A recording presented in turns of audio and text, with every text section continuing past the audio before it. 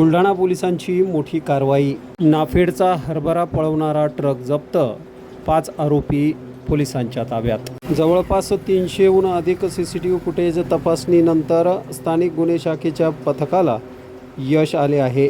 18.91 लाखाचा मुद्देमाल हस्तगत। बुलढाणा जिल्ह्यातील धामणगावडे पोलीस स्टेशन हद्दीतून एक धक्कादायक प्रकार समोर आला होता। लकी ट्रान्सपोर्ट मोताळामार्फत वखार महामंडळ मलकापूर येथे पाठवण्यात येणारा ट्रक चालकाने ट्रक परस्पर पळवून नेला होता। या प्रकरणी गुन्हा दाखल करण्यात आला होता।